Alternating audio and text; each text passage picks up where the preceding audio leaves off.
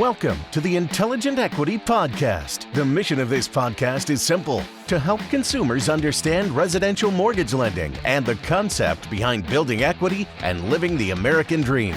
Now, here's your host, Ryan Kiefer.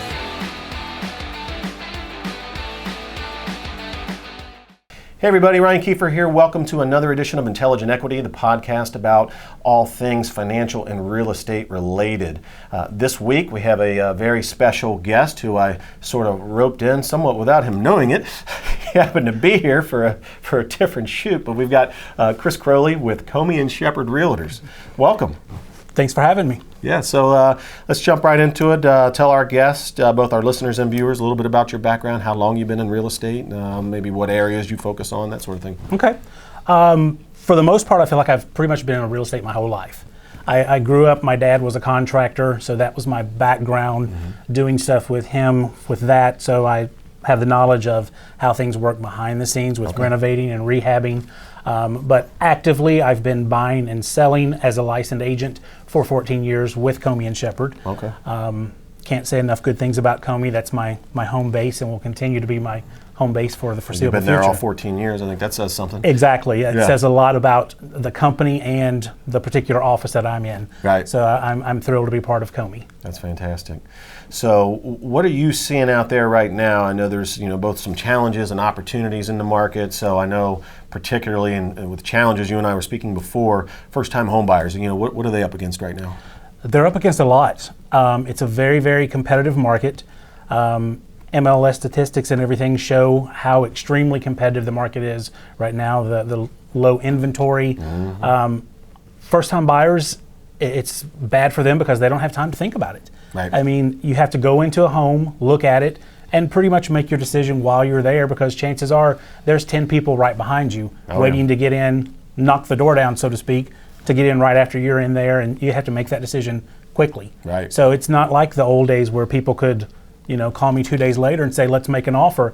Yeah, you do that, and that house is pending and has been pending for 2 days. Yeah. So it's a tough market for first-time buyers. Yeah. So what is that, like 100,000 up to maybe $250 price range locally? That's probably a good price range. Okay. Yeah, and especially if they're, because I see it, of course, on my end, we'll do a pre-approval letter for someone on a particular address, and boy, if that house is move-in ready, like to your point, it's gone. It's gone. They've had 17 showings the first day, and multiple offers, 5 different offers came in, and it went 10 grand over list price. Absolutely. Yeah. So of course they don't have time to think about much, if anything. Right.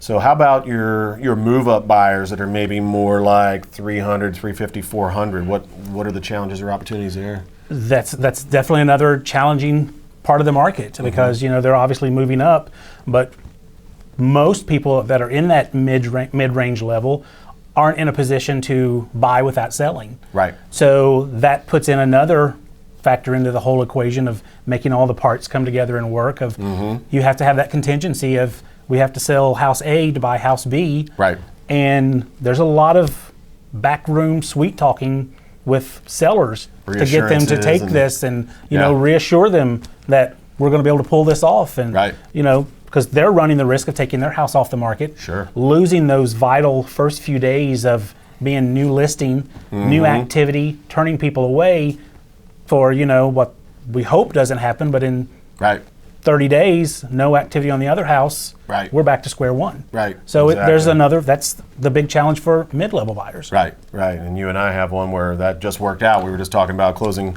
next week, or we'll have closed by the time this airs, hopefully. But yeah, it was exactly that. They went in with a contingency, and then luckily theirs went under contract. Yeah, I mean, and that was one that took some sweet talking, I think, on both of our ends. Some reassurance going out to the other side. And luckily, I've dealt with these people. This is probably, I think, transaction 7 and 8 with me, with them. So I could reassure that agent by saying, we've always pulled this off in the past. I don't see any reason why this one's going to be different. And so far, so good. We're headed to close within 7 days, I think. Well, yeah, and in that price range, a contingency can certainly be a good idea so you don't get stuck owning 2 homes like I did a few years ago.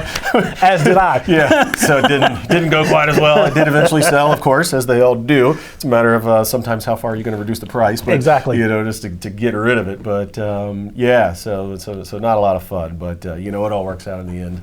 typically anyway. So, back to the first-time buyers, here we are in the middle of wintertime here in Cincinnati locally, and typically, that's a slower time of year. But, you and I both know anecdotally there are a ton of buyers out there right now. There I are. was talking before, the traffic is up over 12% year over year in terms of foot traffic and buyers out looking at homes, particularly in the starter home, price point, because they're all trying to get ahead of the spring market. And lately the weather's been decent, so, as long as that holds up, there's going to be plenty of buyers out there. So what advice would you have for sellers who love to wait until April or May for the spring market? I tell everybody that I'm talking to this time of year, depending on weather, it's the huge deciding factor on how soon that spring market's going to break. Right. I think if the weather holds out like it is now, spring market's right around the corner. Yeah. I'm currently working with people who are going to do spring market, and then we talked. Again, they're going to have that fun contingency. Right. But I'm like, when we get into that spring market, not only is it going to be super competitive because it's a typical spring market, but you're also going to have to compete against those other people in your same situation. So we've got to make you stand out with your contingency. So it's just, the whole thing has to flow together. But the spring market it's already gearing up. I mean, December Seems historically, like it's moving up a month each year. Like last year, March was gangbusters as far as closings. That's a month earlier than usually happens. I mean, December historically is slow. Right. This year in particular for me, I scheduled surgery at the end of December, thinking I have my downtime. Yeah. I sold 3 weeks while I was recuperating from surgery. Right. So it's nonstop. Yeah. I have no reason to believe the spring market's not going to do the same thing. I don't think so. And and the other thing is too that we've talked about before on here is that your buyers that are out this time of year are typically pretty serious. People aren't out kicking tires looking at houses for the fun of it, in 30 and 40 degree temps. They're out because they're either trying to get ahead of the spring market and, they know how competitive it's going to be, or it might be a reload situation, it might be a divorce. I mean, you just don't know, but they are typically much more serious buyers. So combine that with the fact that traffic is up, and man, I have to think if you have a house, as we were talking about in that starter home range, list it now. Don't wait. Right. You're probably going to get top dollar or more for it and go into one of those multiple offer situations, because of that. Exactly. Yeah. Exactly. And that's it. What you touched on there is what I tell everybody that has a listing this time of year. I know it's inconvenient. Right. But you have people that are out there that need a home now. Right. If you get a showing request this time of year, it's a serious buyer. Right. Do not decline them. I just had to tell some people a few weeks ago, I'm like, I don't care if it's Christmas Eve. Get them in the house. Right. Because they're serious. Nobody is out, like you said, kicking tires in the middle of December for a house just to do it. Just for the fun of it. Yeah. No, everybody's got better things to do, and it's one of the busier times of year. So they're not looking unless they're serious. Exactly.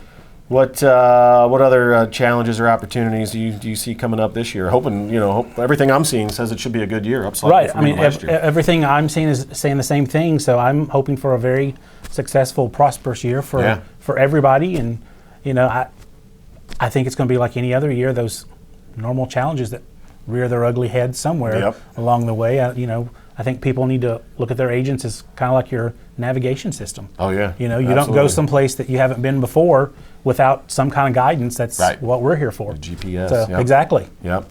And it's good because, rates have come down somewhat unexpectedly. So even though home prices have continued to go up since probably 2012, home affordability has actually improved because rates are back near historical lows, and no one really expected that to happen. So, and of course, they're not going to stay that way forever. Right. So, your sort of call to action there, if you will, as a buyer or a move-up buyer, that would be a would-be seller for that first-time buyer, is to act quickly while rates are low. Because here's the thing, if you're a homeowner who has a first-time buyer type home to sell, so let's say $200,000, you can get top dollar for that home right now and probably get a good deal on that $400,000 or whatever you're going to move up into, because there's a little more inventory there. Absolutely. A little more competition, from a selling standpoint. So, you can get a decent deal there. So you get top dollar for the house you're going to sell, and then get a decent deal on the house you're going to buy. Absolutely. And to factor in something else on that, with rates being so low, rents are extremely high. Oh yeah. So it's a perfect time to buy. Yep.